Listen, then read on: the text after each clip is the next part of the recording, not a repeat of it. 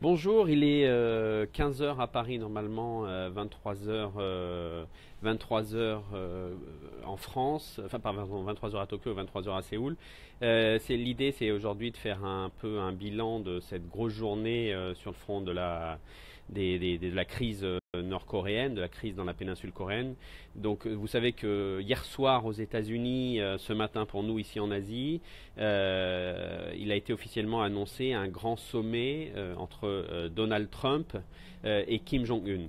L'invitation a été faite à Washington parce que les émissaires du président sud-coréen Moon Jae-in, qui s'était rendu un peu plus tôt dans la semaine à Pyongyang pour la première fois, pour rencontrer pour la première fois Kim Jong-un directement, ont eu un ensemble de progrès dans les négociations et avaient ce message secret qui devait être délivré directement à Donald Trump. Donc ils ont pris l'avion ensuite mercredi soir, ils sont arrivés jeudi aux États-Unis, ils sont tout de suite allés à la Maison Blanche et ils ont dit voilà officiellement à Donald Trump que Kim Jong-un était candidat enfin lui proposer de le retrouver pour un grand sommet d'ici le mois de mai.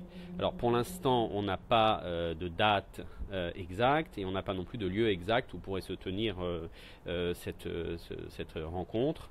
Ça va être l'objet probablement d'un grand débat, d'une grande négociation parce que c'est très compliqué pour Donald Trump d'aller à Pyongyang et Kim Jong-un, depuis qu'il est à la tête de la Corée du Nord, c'est-à-dire depuis la fin 2011, n'est jamais sorti de son pays et depuis qu'il a pris le pouvoir dans le régime stalинien, il n'a jamais non plus rencontré de très hauts dirigeants étrangers. Donc l'enjeu de l'endroit de la négociation et de la date va être compliqué, mais normalement tout le monde a confirmé sa volonté de faire cette rencontre. Alors c'est très important parce que c'est la première fois qu'un président américain en poste va rencontrer directement un dirigeant nord-coréen. Ça n'a jamais eu lieu depuis la séparation entre les deux Corées, depuis la fin de la guerre de Corée en 1953. Alors, il y a des présidents américains qui sont déjà allés en Corée, notamment Jimmy Carter et Bill Clinton, mais c'était après leur mandat à la Maison-Blanche. Donc, ils étaient à l'époque en phase de négociation pour notamment sortir des prisonniers américains des prisons nord-coréennes. Donc, ils s'étaient déplacés. Ça avait été le fait d'échanges d'aide économique, ainsi de suite. Mais ces deux visites n'avaient pas été faites alors que les deux présidents étaient au pouvoir. Donc, Donald Trump va être le premier leader à rencontrer, le premier leader américain en place à rencontrer un des dictateurs du clan des Kim. C'est très, alors, il n'y a pas un enthousiasme délirant pour l'instant chez les analystes pour cette percée, pour ce sommet. C'est-à-dire que tout le monde a été plus ou moins surpris, même si la rumeur courait depuis que les Sud-Coréens disaient qu'ils avaient une grande annonce, une grande proposition à faire à Donald Trump. Tout le monde a été plus ou moins surpris parce que dans la matinée de jeudi aux États-Unis, Rex Tillerson, le secrétaire d'État américain, a encore dit qu'il n'en était pas du tout au point d'entamer un dialogue. C'est-à-dire que Donald Trump, depuis qu'il est au pouvoir, il explique que ça ne sert à rien de faire des discussions directes avec la Corée du Nord si la Corée du Nord ne s'engage pas avant ça, s'il n'y a pas des conditions et qu'elle ne prend pas des gestes précis et concrets pour montrer qu'elle va accepter une dénucléarisation de la péninsule. C'est-à-dire qu'elle va accepter d'abandonner son arsenal nucléaire.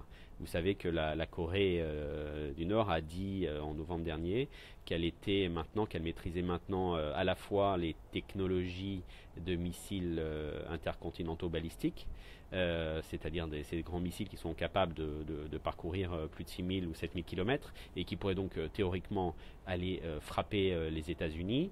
Et elle a dit qu'elle a maîtrisé aussi maintenant l'explosion de deux types de bombes nucléaires et qu'elle pouvait les miniaturiser, donc les placer dans des ogives, les placer sur ces missiles et ensuite les tirer sur les États-Unis.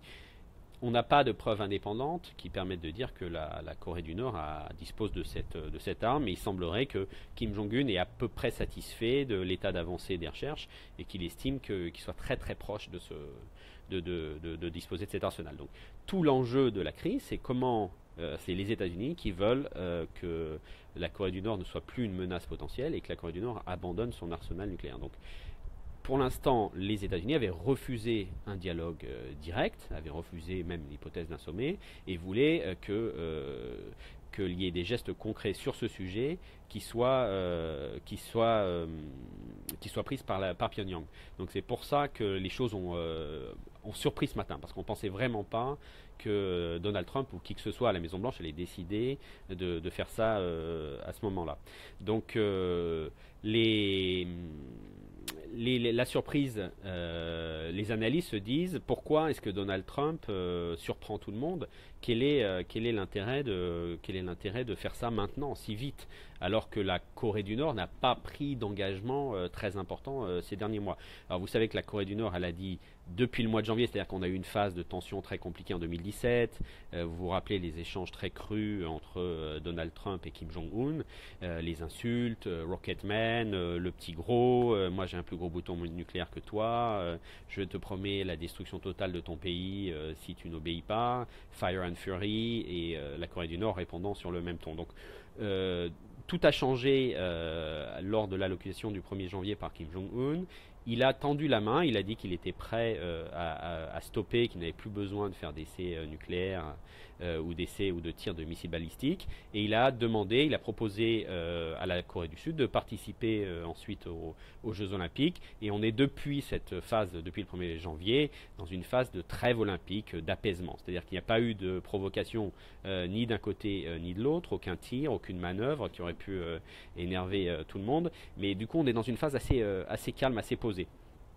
La Corée du Nord a participé, vous vous rappelez, aux Jeux Olympiques. Il y a eu la délégation a marché de manière unie, c'est-à-dire que les athlètes de Corée du Nord et les athlètes de Corée du Sud ont défilé ensemble à l'ouverture des Jeux Olympiques de Pyeongchang. Et ensuite, il y a eu cette équipe unifiée de hockey sur glace féminin où quelques sportives du Nord se sont mêlées au gros de l'équipe sud-coréenne. Donc, il y a eu un sentiment d'apaisement, de possibilité de dialogue. Donc, le président sud-coréen veut absolument capitaliser sur ça.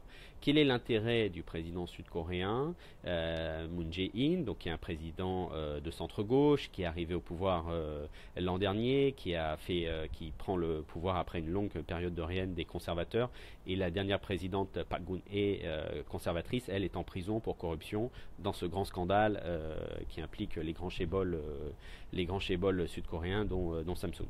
Donc le président Moon Jae-in, quand il a été élu, il a dit qu'il allait travailler à un apaisement de la région, de la péninsule, et faire retomber ces tensions militaires et ces échanges très durs entre les Américains et les Nord-Coréens.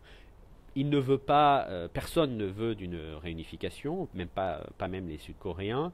Ce qui inquiétait énormément Moon Jae-in, le président sud-coréen, c'était les discours de plus en plus agressifs des États-Unis et l'apparition d'une thèse à partir de novembre-décembre à Washington par les faucons, donc les plus durs, les plus conservateurs ou ceux qui avaient les plus va-t-en-guerre dans les conseillers de Trump, qui proposaient ce qu'ils appellent le bloody nose, donc le nez en sang. Donc l'idée, c'était d'organiser pas un assaut massif sur la Corée du Nord, mais d'aller faire des frappes chirurgicales extrêmement précises sur quelques cibles militaires qui auraient été identifiées ou des sites notamment de stockage d'ICBM, donc de ces missiles intercontinentaux balistiques.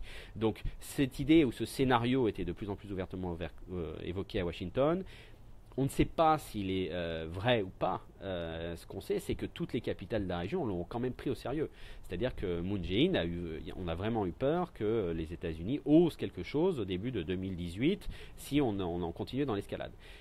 La Chine a aussi cru à ça, était assez inquiète, et probablement que Pyongyang a aussi cru à ça.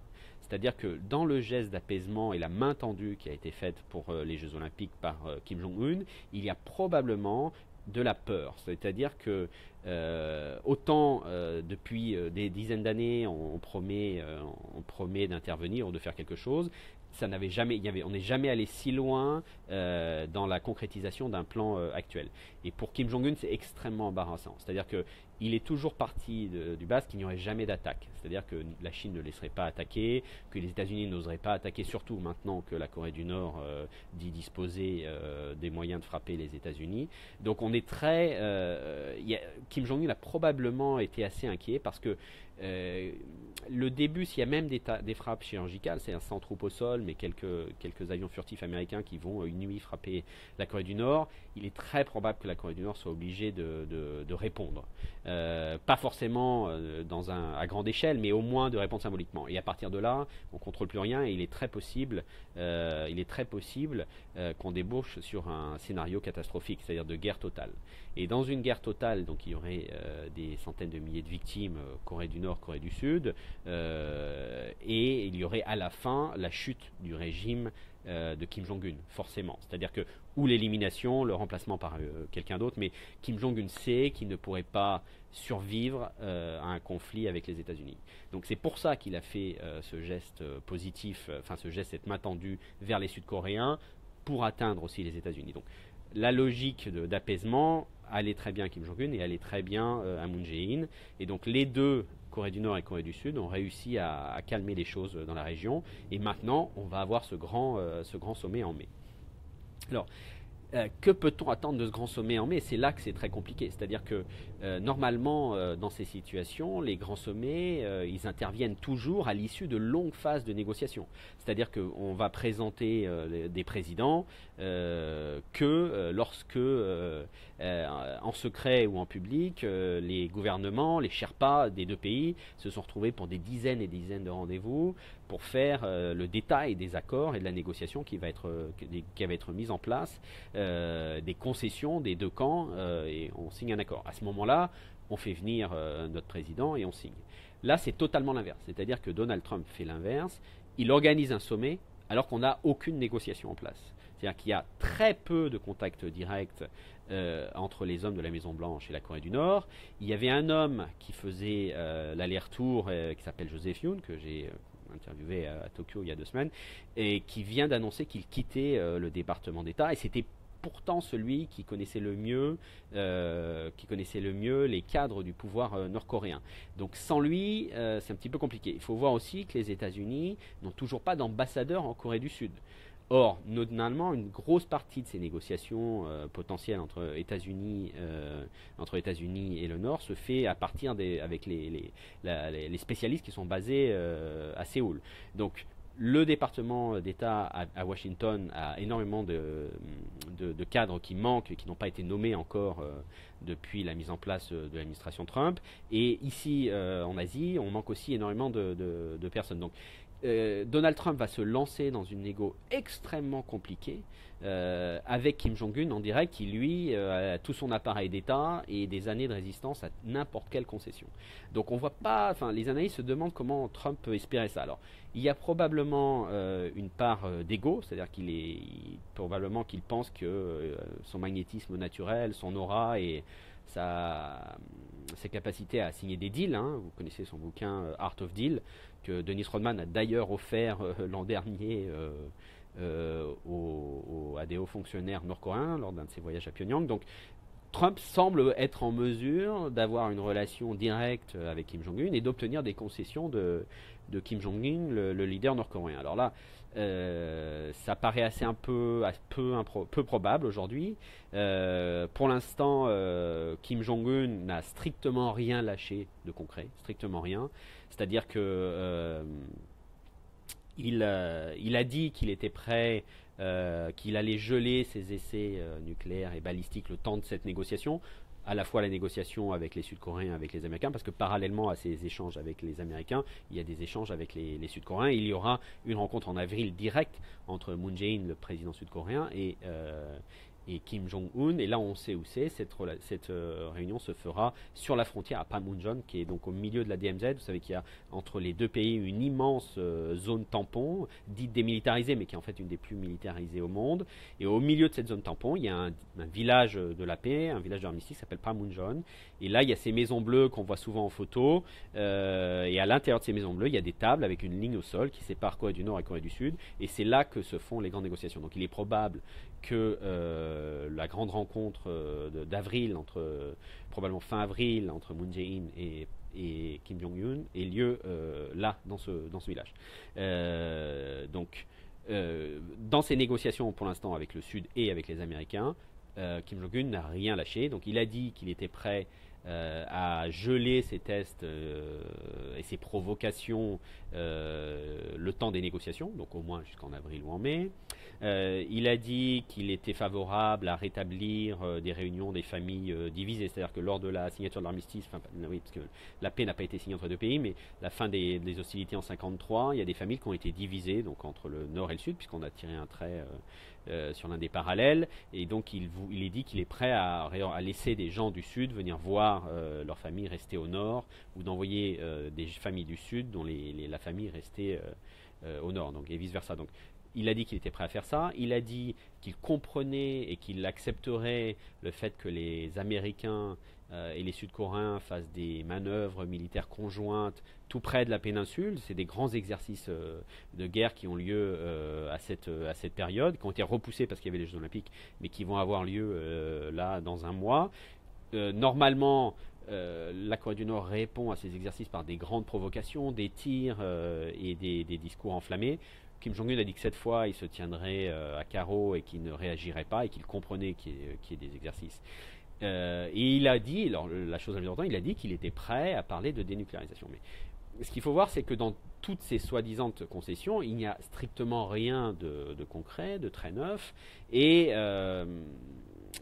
c'est pas des concessions qui font vraiment beaucoup de mal à la Corée du Nord. C'est pas un problème pour elle, ça la met pas en danger d'arrêter pendant 5 mois ses tirs de missiles balistiques ou ses essais nucléaires. Donc c'est pas un problème pour elle de réorganiser des réunions familiales, et c'est pas un problème de vie ou de mort d'accepter non plus des exercices militaires entre la Corée du Sud et les États-Unis. Donc il n'y a pas eu de concession concrète et majeure. Et pourtant, il va y avoir un sommet, donc c'est une victoire pour Kim Jong-un, qui va avoir son rapport en direct avec Donald Trump. Il va pouvoir jouer d'égal à égal, puisque le président américain va venir en Asie pour le rencontrer. Et ce qui est fabuleux en termes de communication et de propagande politique pour Kim Jong-un, qui peut dire, bah voilà, le président américain vient me voir. Donc en termes de communication interne, de propagande dans son régime, ça va être très très bon pour lui, et on ne sait pas très bien ce qu'il va pouvoir demander. Donc les deux hommes vont se rencontrer. Kim Jong-un aura probablement aussi ses exigences, une des exigences qui revient souvent chez les Nord-Coréens. Ils disent qu'eux, ils ont des armes nucléaires parce qu'ils se sentent menacés. Donc ils disent qu'ils seraient prêts à abandonner leur arsenal nucléaire s'ils ne se sentent plus menacés par une puissance étrangère. Et la puissance étrangère, c'est les États-Unis, et c'est les bases américaines qui sont au Japon et en Corée du Sud, et qui ont un œil bien sûr sur la Corée du Nord. Donc il faudrait que Kim Jong-un arrive à convaincre Donald Trump d'abandonner les grandes bases militaires américaines chez ses alliés sud-coréens et japonais. Ça, c'est très très peu probable, ça va probablement pas arriver. Donc à ce moment-là, comment on réagit? Kim Jong-un peut dire, mais écoutez, je suis toujours menacé, donc je garde mon arsenal nucléaire, merci d'être venu. Donc on se retrouverait avec un sommet qui tomberait un peu à plat. Et qu'est-ce qu'on fait derrière? Il faut tout recommencer, et il y aura probablement de provocations. Donc c'est assez compliqué. Ce qui est sûr, c'est qu'un dialogue, c'est toujours une bonne chose, et que ça a considérablement apaisé la situation dans la région. C'est-à-dire que plus personne n'a peur aujourd'hui d'une intervention surprise de nuit par des avions furtifs américains, dont les conséquences seraient catastrophiques. Donc ça, ce scénario-là du Bloody Nose est au moins repoussé pour quelques trimestres ou quelques mois, s'il avait été envisagé. Mais par contre, on ne voit pas très bien comment cette approche à la Donald Trump pourrait aboutir et pourrait profiter à terme à Donald Trump. Moon Jae-in, le président sud-coréen, est un des grands gagnants parce que c'est lui qui a forcé, qui a réussi cet apaisement, et Kim Jong-un pour l'instant s'en sort plutôt pas mal. Ici à Tokyo, c'est vraiment un sale coup parce que c'est dur, parce que le président conservateur Shinzo Abe a pour l'instant été toujours dans la ligne, dans la roue de Donald Trump, c'est-à-dire qu'il refusait toute idée de dialogue ou de conversation directe avec le régime tant qu'il n'y avait pas de gestes concrets d'abandon de l'arsenal nucléaire. Ces gestes ne sont pas venus. Donald Trump, sans le prévenir ou en le prévenant 2 minutes avant, a dit ben, je vais aller voir Kim Jong-un. Donc C'est un peu dur pour Shinzo Abe qui a un peu l'impression de se retrouver comme la dernière roue du carrosse et hors de la boucle, hors de la grande boucle des négociations. Donc on est dans une période un peu compliquée. Mais c'est extrêmement intéressant et ça va être très dense dans les prochains mois. Il y a tout un débat sur les raisons qui ont fait que Kim Jong-un a finalement changé de stratégie, enfin apparemment accepté de calmer le jeu. On a dit la peur d'un Bloody Nose, la peur d'une guerre, mais aussi ce qu'il faut voir, c'est qu'il y aurait les sanctions américaines, c'est-à-dire les sanctions de l'ONU, tous les régimes de sanctions qui ont été durcis systématiquement depuis l'été dernier commenceraient à avoir un impact sur la croissance économique, sur l'économie nord-coréenne. Extrêmement difficile à comprendre. Un des facteurs qu'on arrive à suivre ici ou depuis Séoul, ou quand on est en portage à Pyongyang, c'est le prix de l'essence. Alors effectivement, visiblement, le prix de l'essence a augmenté parce que toute l'essence vient normalement de Chine, et la Chine a considérablement freiné ses exportations de produits raffinés. Et les produits raffinés, ils partent en priorité pour les militaires et donc pour les civils ou les gens qui ont des voitures en Corée du Nord. Et en Pyongyang, il y a beaucoup de voitures. C'est beaucoup plus compliqué. Donc là, il y a plus d'essence. Alors, il y a de l'essence trafiquée qui vient par la Russie sur le marché noir. Donc voilà. Sur le prix des aliments, le prix des riz, le prix des céréales, pour l'instant, les observateurs, les agents qui sont sur place, enfin, ou les peu d'étrangers qui sont sur place ne disent pas. Ils n'ont pas vu de grands bouleversements, c'est-à-dire qu'il n'y aurait pas beaucoup moins de monde dans les magasins, il n'y aurait pas de disette annoncée spécialement. Donc il n'y a pas pour l'instant, enfin, la thèse américaine et la thèse japonaise, c'est que les sanctions font du mal, c'est pour ça que Kim Jong-un est affaibli et qu'il veut parler. Très difficile à prouver, très difficile à checker. Mais il faut prendre ça en considération. Si vous avez des questions, vous n'hésitez pas. Quelqu'un me demande si c'est Dennis Rodman qui a fait l'entremetteur. C'est pas sûr. Dennis Rodman, il y va assez régulièrement. Il n'y est pas allé là, il y va parce qu'il a un sponsor dans la Bitcoin qui veut réaliser des coups.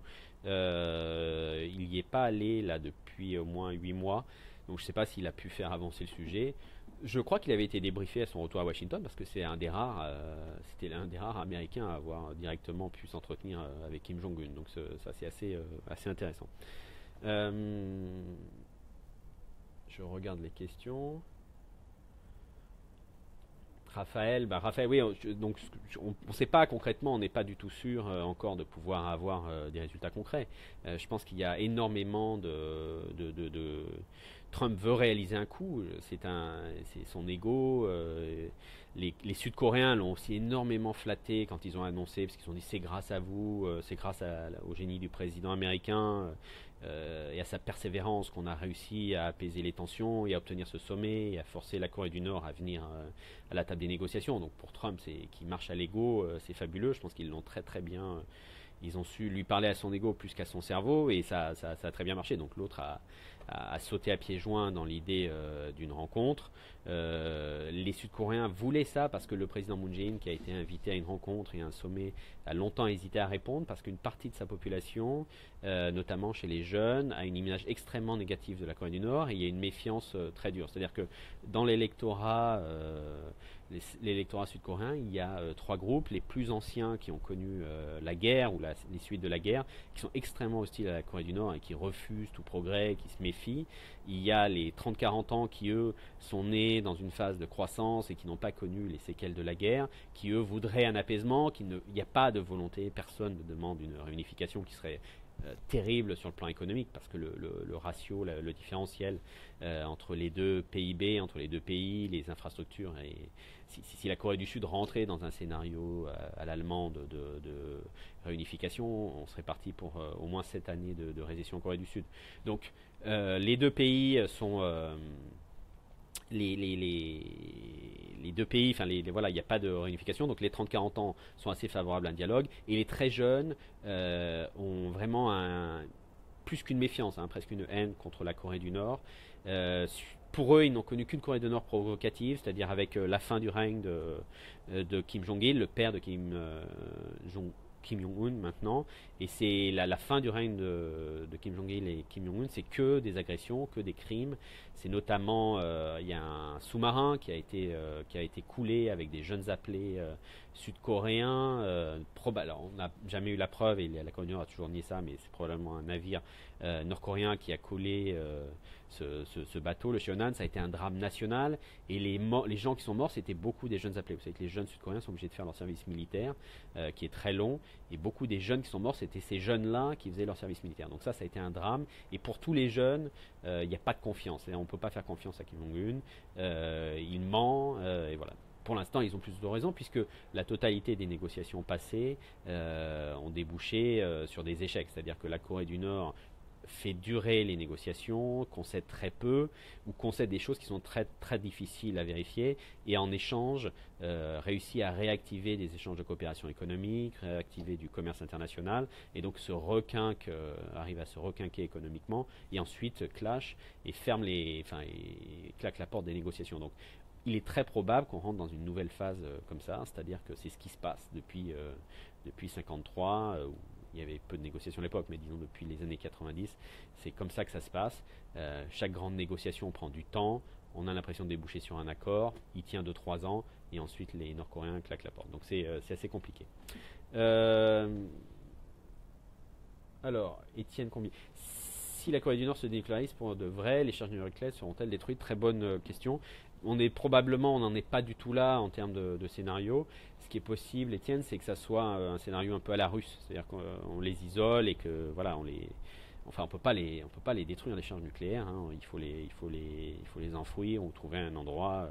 Donc on sera sur un scénario un peu russe-américain quand ils ont eux-mêmes accepté de réduire leurs arsenals nucléaires. Donc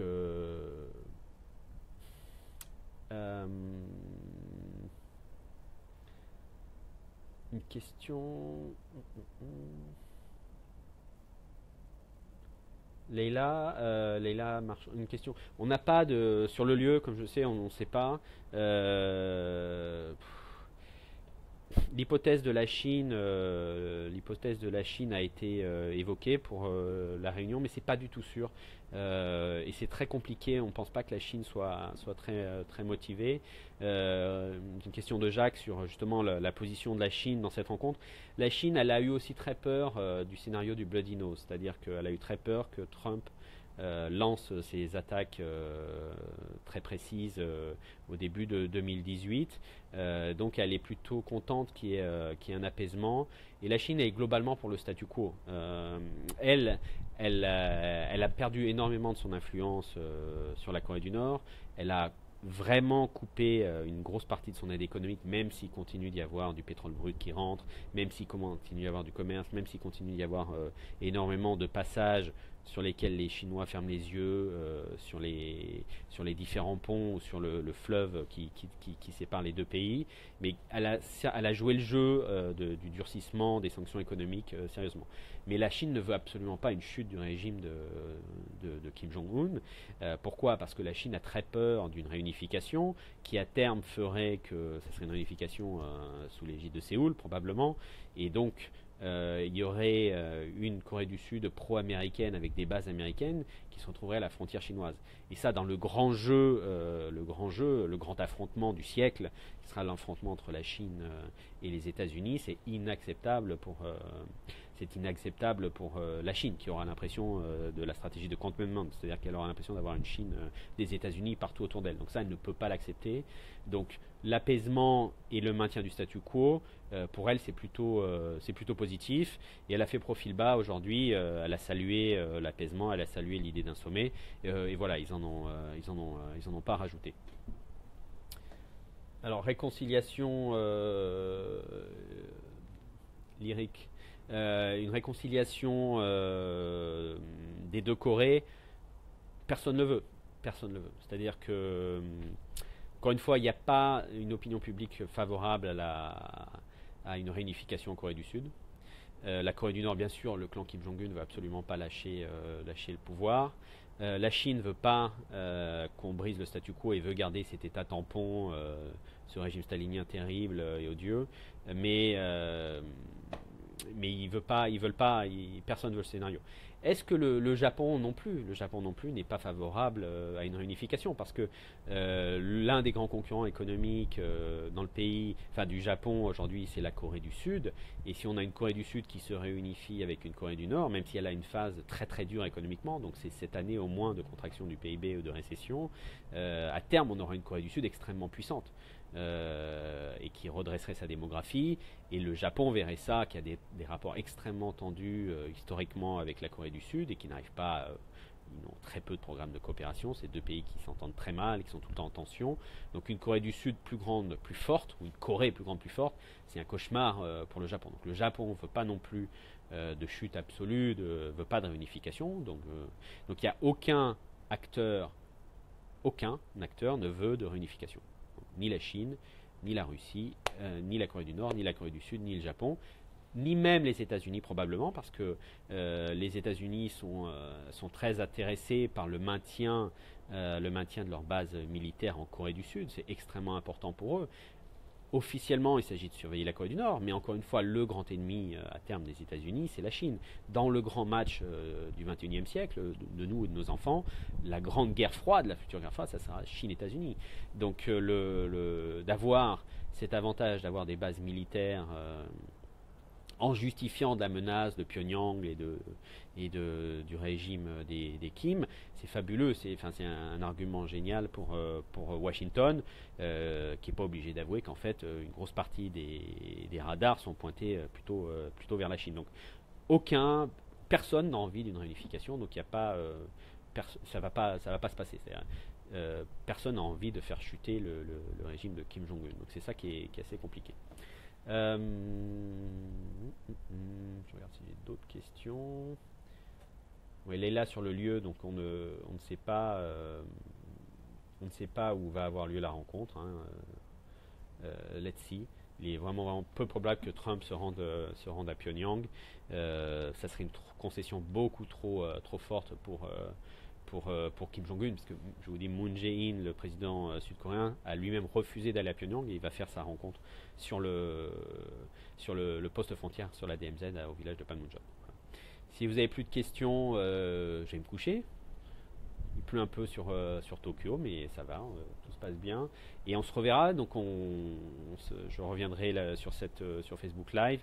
J'irai bien sûr au sommet de Panmunjom pour suivre les échanges entre Moon Jae-in et Kim Jong-un fin avril, et ensuite en mai, quand Donald Trump va venir dans la région pour parler de tout ça, pour ce grand sommet historique. Ça va être extrêmement spectaculaire, impressionnant, mais encore une fois, n'ayons pas trop d'espoir. Les spécialistes, les analystes voient pas très bien comment Donald Trump, sur son seul magnétisme et son seul aura, arrivera à faire ce que ses prédécesseurs n'ont pas voulu faire. Les présidents américains, d'autres avant lui, avaient envisagé une négociation directe, mais tous avaient finalement au dernier moment refusé, en étant convaincus qu'ils se feraient piéger, qu'ils tomberaient dans le piège nord-coréen. Et il est probable, et je crains que Donald Trump ne tombe lui à son tour dans le piège nord-coréen. À bientôt, et puis merci d'avoir posé des questions, merci d'avoir participé, et puis on se retrouve très vite sur les échos, print, Facebook, Twitter. Ciao!